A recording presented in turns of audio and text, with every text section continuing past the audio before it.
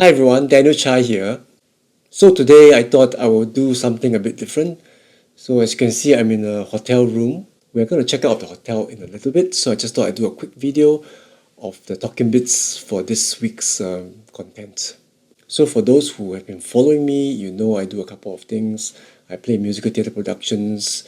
I have a studio at home where I do music production and arrangements. I teach as well and I do concert tours, which brings us to this week's topic. So over the years, I've been pretty fortunate to have been associated and toured with a lot of big artists. And most of these tours are basically in this region, which is Asia. So the tours have taken me to a lot of different places, Singapore, Malaysia, I guess Hong Kong, China, Japan, and I've done a couple of trips to the US and Canada as well.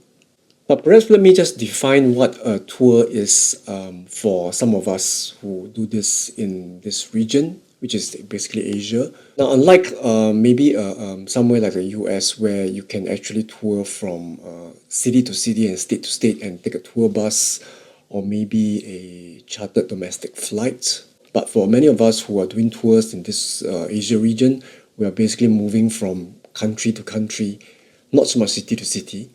And most of the cities you travel to, we do not really have shows back to back.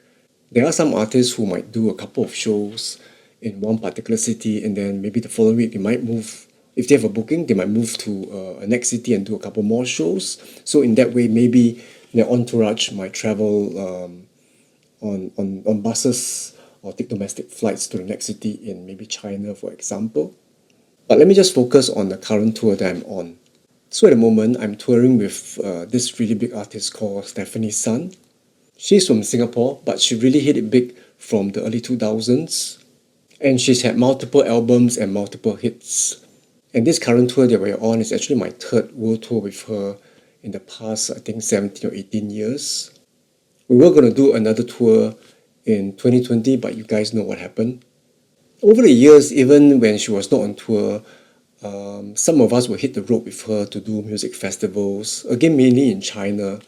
And apologies if I didn't clarify earlier, but basically, we're doing Chinese pop music. So, with this current tour with Stefanie Sun, we are kind of hitting one city a month with two shows per city.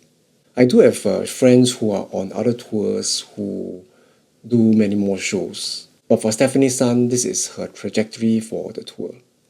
And this kind of works out great for me because, as mentioned, I do teach at two arts institutions. I have my music production work at home, and I do have other gigs and other shows to do. And as we speak currently, once we head back to Singapore, I bump into the theatre for a musical theatre production.